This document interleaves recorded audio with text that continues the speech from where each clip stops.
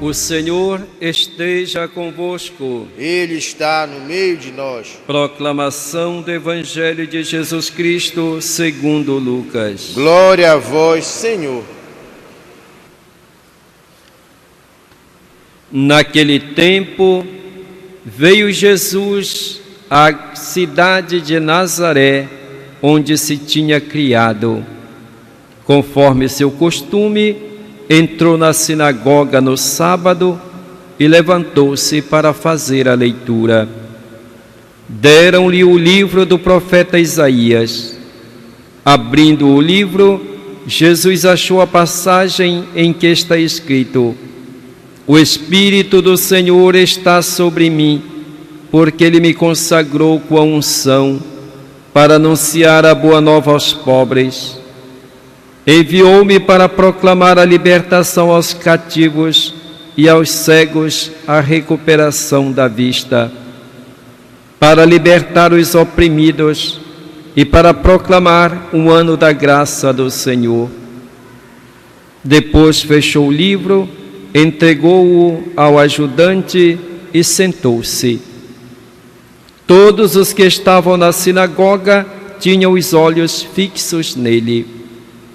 Então Jesus começou a dizer-lhes: Hoje se cumpriu esta passagem da Escritura que acabastes de ouvir.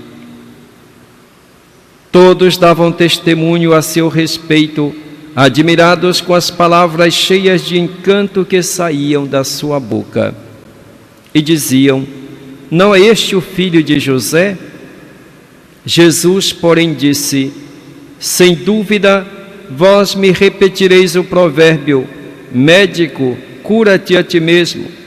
Faze também aqui em tua terra tudo o que ouvimos dizer que fizeste em Cafarnaum. E acrescentou: Em verdade eu vos digo que nenhum profeta é bem recebido em sua pátria. De fato, eu vos digo, no tempo do profeta Elias, quando não choveu durante 3 anos e 6 meses, e houve grande fome em toda a região, havia muitas viúvas em Israel. No entanto, a nenhuma delas foi enviado Elias, senão a uma viúva que vivia em Sarepta, na Sidônia. No tempo do profeta Eliseu, havia muitos leprosos em Israel. Contudo, nenhum deles foi curado, mas sim Naamã, o sírio. Quando ouviram estas palavras de Jesus, todos na sinagoga ficaram furiosos. Levantaram-se e o expulsaram da cidade. Levaram-no até o alto do monte sobre o qual a cidade está construída, com a intenção de lançá-lo no precipício. Jesus, porém, passando pelo meio deles, continuou o seu caminho. Palavra da salvação. Glória a vós, Senhor. Que as palavras do Santo Evangelho perdoem os nossos pecados. Amém.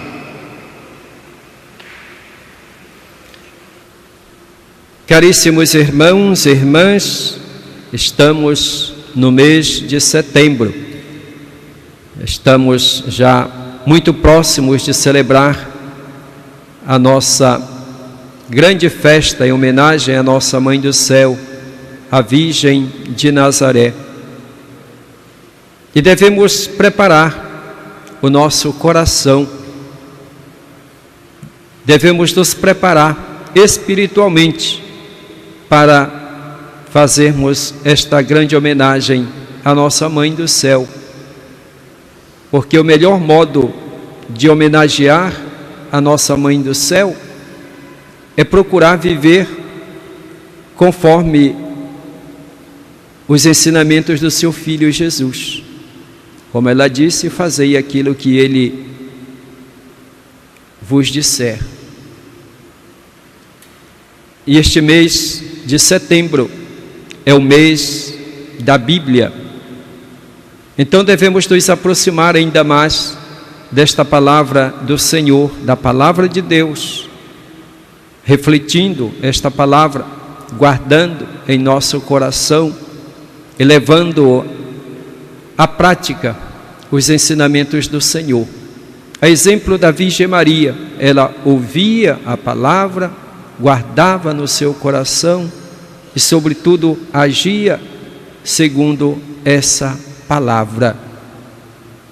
E é desse modo que a palavra de Deus se torna para nós, de fato, palavra de salvação. Uma palavra que nos salva, uma palavra que nos traz a vida, uma palavra que nos traz esperança. E a palavra de Deus que hoje nós acabamos de ouvir, nos traz justamente a esperança. A primeira leitura da carta do apóstolo Paulo fala justamente sobre a esperança que o cristão deve ter na vida futura. Alguns, no tempo do apóstolo Paulo, não acreditavam na ressurreição dos mortos. E até mesmo entre os cristãos havia essa dúvida, essa incerteza a respeito da vida futura. Por isso o apóstolo escreve aos cristãos desta comunidade de Tessalônica, falando a respeito da ressurreição. Ele diz: não queremos deixar-vos na incerteza a respeito dos mortos, para que não fiqueis tristes como os outros que não têm esperança. Quem não acredita na ressurreição não tem esperança. E quem não tem esperança na vida futura, então perde o sentido da vida presente. Para que viver? Para que procurar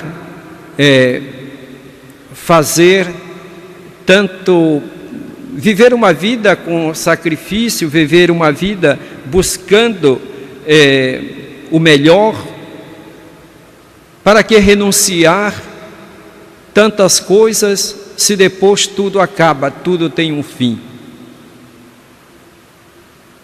A falta de esperança na vida futura nos leva a perder a motivação para viver, para assumir compromissos, para assumir responsabilidades. Quem tem fé na vida futura procura assumir os seus compromissos com responsabilidade, na certeza de que a vida futura depende de como nós vivemos a nossa vida presente. A vida futura é um encontro com o Senhor e que deve ser um encontro alegre, porque o Senhor quer justamente que nós vivamos para a sua glória.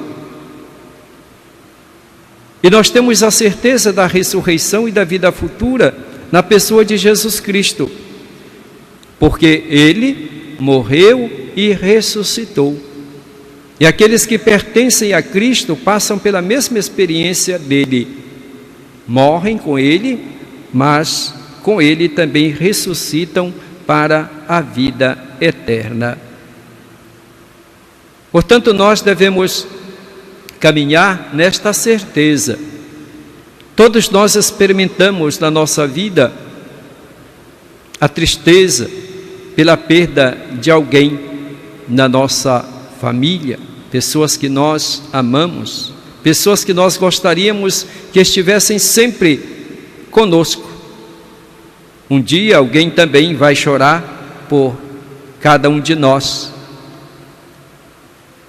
Mas isso faz parte da nossa vida, do curso da nossa vida, da nossa existência. E quando nós sofremos pela perda de alguém, nós devemos sempre nos lembrar que não é o fim. A vida não é tirada, como nos diz a igreja no prefácio da missa pelos defuntos. A vida não é tirada, mas é transformada. A ressurreição nos dá certeza, portanto, de uma vida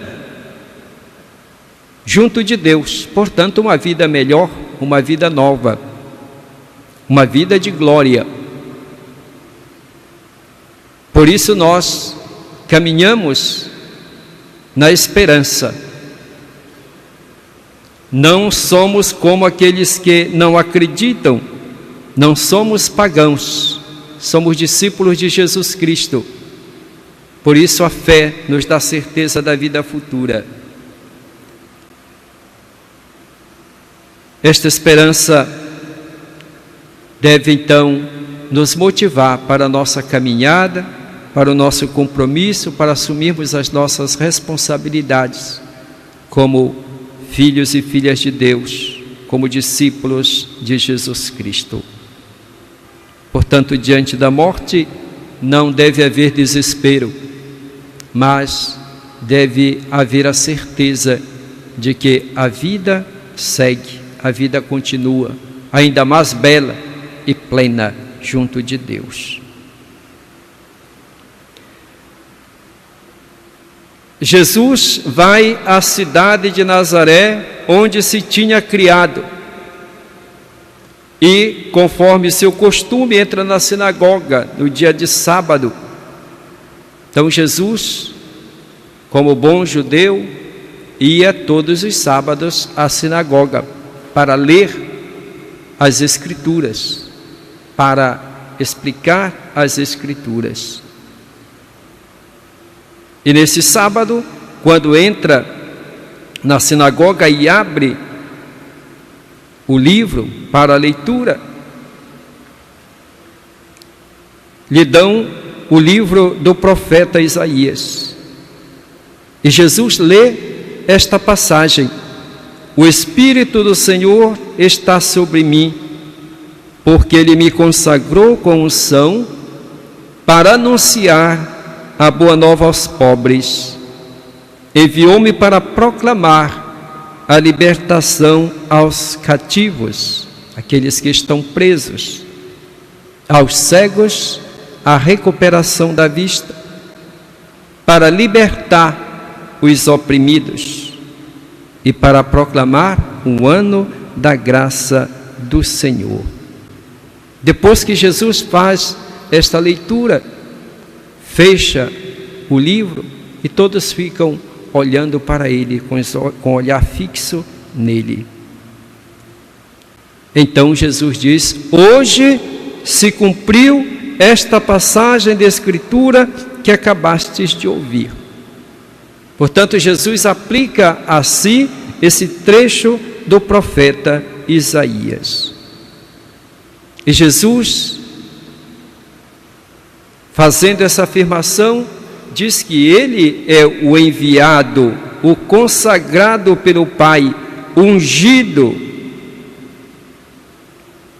para anunciar a boa nova aos pobres. Jesus faz dessa passagem do profeta Isaías o seu programa do reino que ele veio anunciar.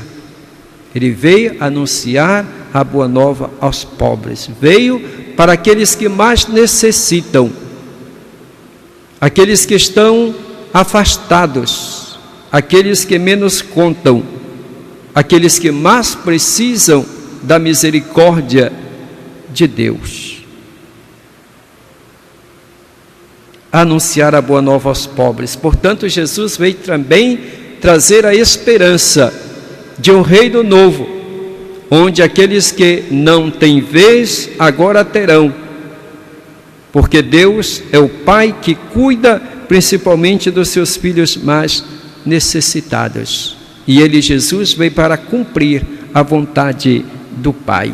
O Papa Francisco, na exortação apostólica Alegria do Evangelho, ele diz que o lugar privilegiado dos pobres, fala do lugar privilegiado dos pobres no povo de Deus. Ele diz: no coração de Deus ocupam lugar preferencial os pobres, tanto que até ele mesmo se fez pobre. O próprio Jesus se fez pobre Todo o caminho da nossa redenção está assinalado pelos pobres. Esta salvação veio a nós pelo sim de uma jovem humilde, de uma pequena povoação perdida na periferia de um grande império. O Salvador nasceu no presépio, entre animais, como sucedia com os filhos dos mais pobres. Ele foi apresentado no templo juntamente com 2 pombinhos, a oferta de quem não podia permitir-se pagar um cordeiro. Cresceu num lar simples,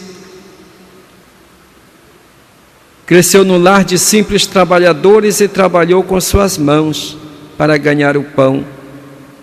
Quando começou a anunciar o reino, seguiam-no multidões de deserdados, pondo-se assim em evidência o que ele mesmo dissera: o Espírito do Senhor está sobre mim, porque me ungiu para anunciar a boa nova aos pobres. A quantos sentiam o peso do sofrimento, acabrunhados pela pobreza, assegurou que Deus os tinha no âmago do seu coração. Felizes vós os pobres, porque vosso é o reino de Deus. E Jesus com eles se identificou. Tive fome, me destes de comer, ensinando que a misericórdia para com eles é a chave do céu. Para fazer parte deste reino que Jesus anunciou, veio trazer, precisa fazer-se pobre, humilde, abrir o coração para acolhê-lo, renunciar ao orgulho, aos preconceitos. Jesus não pôde fazer quase nada ali na sua terra por causa do preconceito. Ele foi rejeitado e queriam até matá-lo, queriam jogá-lo do precipício, mas ele continuou o seu caminho, continuou a sua missão. Que nós então tenhamos a humildade de coração para acolher a mensagem do Senhor. Termos a certeza de que Ele veio para cada um de nós, para nos trazer a libertação, a vida nova, nos trazer a paz. Essa é a vontade do Senhor. E Jesus doou toda a sua vida ao anúncio do reino. Que todas as pessoas que estão a serviço do Evangelho, são tantas pessoas, tantos homens e mulheres que nestes dias estão fazendo peregrinação, levando a mensagem do Senhor a tantos irmãos e irmãs. Que tenha esse Espírito, o mesmo Espírito de Jesus, que o Espírito Santo os ilumine, para que sejam testemunhas de Cristo, levando esta mensagem de salvação e esperança para os seus irmãos e irmãs. Louvado seja nosso Senhor Jesus Cristo. Para sempre seja louvado.